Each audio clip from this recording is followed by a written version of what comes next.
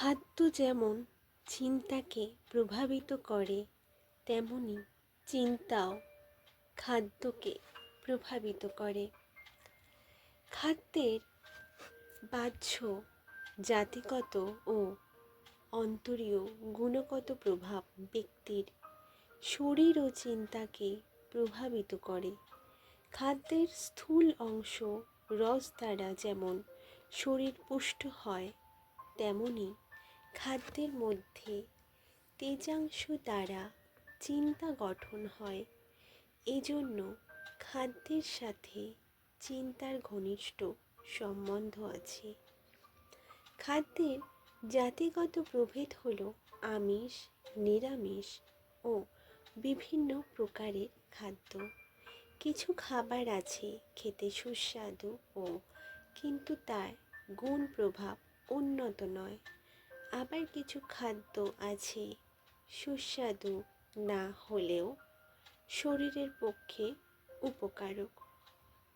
আমিষ নিরামিষ ভেদে খাদ্যের গুণাগুণ চিন্তায় বর্তায়, কেননা আমিষ খাদ্যের মাধ্যমে শরীর ও চিন্তায় রজোগুণ বৃদ্ধি পায়, যা চঞ্চলতার কারণ। আর নিরামিষ খাদ্যের মাধ্যমে সত্ত্বগুণ শরীর ও চিন্তায় প্রতিক্রিয়া ফেলে, ফলে ব্যক্তির স্বভাব শান্ত থাকে। পশুদের মধ্যে আমিষ নিরামিষ ভেদে তাদের স্বভাব সহজেই জ্ঞাত হওয়া যায়। ভালো মন্দ অথবা সাত্ত্বিক, রাজসিক ও তামসিক যে ধরনের খাদ্য আমরা গ্রহণ করি, আমাদের স্বভাব ও চিন্তা সেই ধরনের প্রস্তুত হয়। চেতনা অনুযায়ী চিন্তা ক্রিয়া করে থাকে। এইভাবে খাদ্য হতে চেতনায় যে ধরনের গুণ সঞ্চিত হয়, সেই গুণানুযায়ী চিন্তা বা স্বভাব ফুটে ওঠে। সেজন্য সাত্ত্বিক গুণের খাদ্য চিন্তার ক্ষেত্রে সৎসঙ্গ, তামসিক খাদ্য শরীর ও চিন্তাকে যেমন অলস প্রকৃতির করে দেয়, তেমনি রাজসিক খাদ্য শরীর ও চিন্তাকে অস্থির করে দেয়।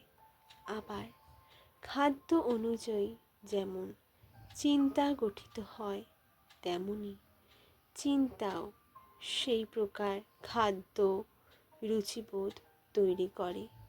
তাই প্রাণী স্বভাব অনুযায়ী খাদ্যকে পছন্দ করে থাকে। আমাদের চিন্তা অস্থির ও উত্তেজিত থাকলে সে উত্তেজিত খাদ্যকে বেশি পছন্দ করে।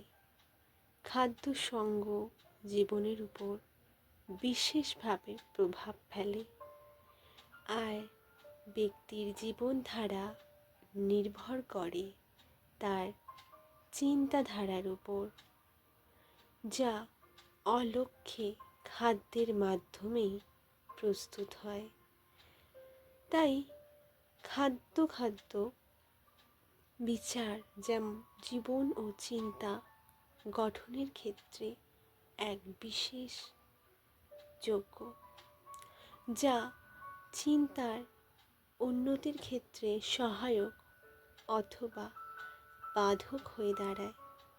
এইভাবে চিন্তার সাথে খাদ্যের গভীর সম্পর্ক আছে, যা ব্যক্তির উপর অজান্তে প্রভাব ফেলে। যতক্ষণ আমরা সুস্থ থাকি, ততক্ষণ খাদ্য বিচার করি না। যখন শরীর রোগগ্রস্ত হয়, তখন বাধ্য হয়ে আমরা খাদ্যর ব্যাপারে সংযত হই, অথচ এই বিজ্ঞান সত্যকে সুস্থ থাকতে গুরুত্ব দিই না।